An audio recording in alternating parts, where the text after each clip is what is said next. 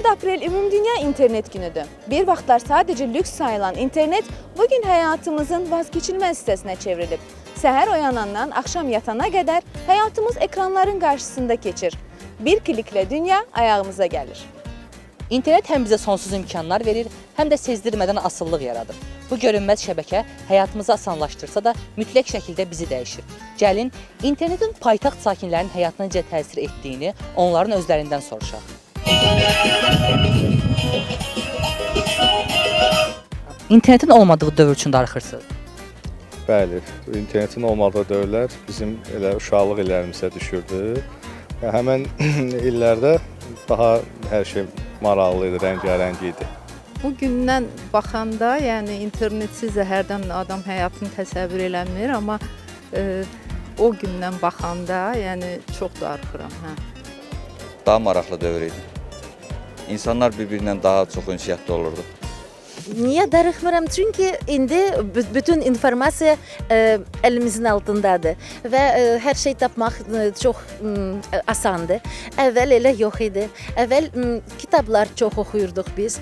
İndi bütün kitablar, bütün musiqa, bütün hər şey internetdə tapmaq olar.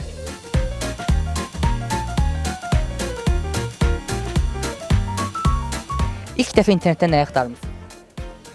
Düzü heç yadımda deyil, amma təxmin edirəm ki, nəyinsə haqqında, yəni ilk insanın ağlına indi maraqlı gəlir nəsə, girib onu axtarar da. İlk dəfə internetə girəndə artıq yadımda deyil nə axtarmışam, amma bu son dəfə girəndə nə axtardığımı deyə bilərəm. Universitetimizin departament rəhbəriyəm deyə bir layihə yazıram və layihə üçün uyğun materiallar axtarırdım. İlk dəfə internetdə sevdiyim filmi axtarış etmişəm. Mən o zaman radyo dəyişdirdim və ilk dəfə musiqilər axtarırdım. Cürbəcür xarici musiqilər axtarırdım. Sonra yeni dostlar, yeni kitablar axtarırdım. Tam axtarış elədiyimi, amma dəqiq düzün desəm xatırlamıram.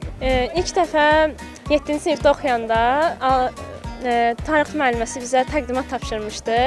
Babəkin haqqında təqdimat, mən onu axtarış eləmişdim. Babək haqqında onu yazmışdım. Təsəvvür edin ki, bir həftəlik internet kəsilir. Nə edərdiniz? İndi mən özüm dözə bilərəm deyə düşünürəm. Çünki fərdi insan özündən asılıdır, amma belə çox pis xaos olar. Yəni, aləm qarışar bir-birinə, belə düşünürəm. Bəzən fikirləşirəm ki, internet olmasaydı daha çox yeni biliklər əldə etməyə çalışardım. İnternet olduqca baş qarışır onlara, internetə, yəni yeni biliklər əldə edə bilmirik. Yəqin ki, sevdiklərim üzünü çox görürəm. Yatardım. Hansısa bir ucqar köşədə vaxtımı keçirdərdim. Yəni, arxayın olardım ki, heç kəs məni axtarmayacaq bu bir həftə ərzində. Uşaqlarımla gəzməyə çıxardım, kitablar oxuyardım. Heç darıxmaram əslində. Bir həftə kəsilsə, yəni uşaqlarla oynayardım, daha çox kitablar oxuyardım. Gedəcəyim iş çıxıb gəzmək, dolaşmaq, hava almaq. Birinci bəlkə də şoka düşərdim, amma sonra tez özümə ələ alardım. Çoxlu oxumadığım kitablar var. Başlayardım onlardan oxumağa. Bəlkə də biraz da vaxt keçəndən sonra da sevinərdim ki, elə belə oldu. Çünki kitab oxumağı çox sevərdim həmişə. İndi internet onu əlimizdən alıb. Bəs internet kəşf olunmasaydı, insanlarla münasibət necə qurmaq olardı sizcə? Çox gözəl, çox əla. Yəni, əvvəlki adət, ənənə, necə ki, münasibət qururdular, daha belə hisslərin daha diri vaxtı deyim. Çox gözəl olardı, yəni internetsiz məncə alınardı. Əvvəl nətər ki alınıb, daha yaxşı olub. Düzdür, indi məlumatları daha tez öyrənmək olmayacaqdı, daha belə insan cəfa çəkəcəkdi, belə deyək. Amma ki, yaxşı olardı yenə də. İnternet dünyada bir həftə kəsilsəydi, ilk nə edərdiniz? İnternet dünyada kəsilsəydi, misal üçün işimlə əlaqədar internet çox lazım olur mənə. Ona görə deyə bilərəm ki, işlərimə bir müddəti ara verərdim. Çünki işim internet ilə bağlıdır deyə, yəni belə özümə ayırardım vaxtı. Yəqin ki, yanlarına getmək. Çünki internet vasitəsilə biz uzaqdan görüşməyə o qədər öyrəşmişik ki, yanlarına getməyə ehtiyac duymuruq. Amma yəqin ki, internet olmasa yanlarına gedərik. Yəqin ki, göz kontakı ilə tanış olardıq, yəni real həyatda tanış olardıq. Amma görüşmək də ki, telefonla zəngləşib də, yəni internet yoxdursa zənglə ola bilər. Onlara məktub yazıb göndərərdim. və ya onları yaxından görmək üçün onların yaşadığı ünvana gedərdim. İnternet sizcə insanları bir-birinə yaxınlaşdırır yoxsa uzaqlaşdırır? Bu çox maraqlı bir sualdır. Çünki bir tərəfdən uzaqlaşdırır, o birisi tərəfdən də yaxınlaşdırır. Çünki niyə? Mən məsəl üçün uşaqlarla bir otaqda oturanda bir-birimizlə danışmırıq, bir-birimizlə oynamırıq. Hər adam öz internetdə oturur.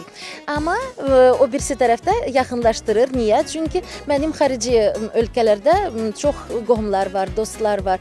Onunla hər gün danışıram. Virtual olaraq yaxınlaşdırır, faktik olaraq yox, uzaqlaşdırır. İnternet məncə insanları bir-birinə yaxınlaşdırır, çünki bəzi dostluqlar, bəzi sevgilər internetdən yaranır. Yəni internetdə tanış olurlar.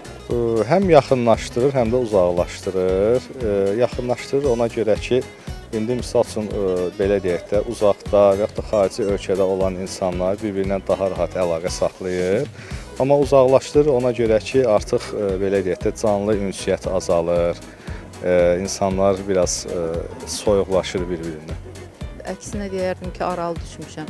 Öz köhnə dostlarımla görüşlər azalıb, nə bilim, oturub ətraflı söhbət eləmək, bir-birinin durumunu hiss eləmək, gözünün içinə baxmaq, əhval-ruhiyyəsini, onlar yox dərəcəsinə gəlib. İnternetdə kiməsə yazdığınız mənfi şərhi üzünə deyə bilərsiniz? Bəli, deyərəm.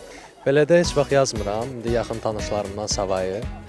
Amma ki, yəni yazıram ki, deyə bilirəm də əlbəttə ki. Əgər fikrimi real həyatda normal bildirə bilmirsənsə, niyə sadəcə internetlə bağlı bildirirsən? Yəni mən bunu düzgün hesab etmirəm deyə, bəli.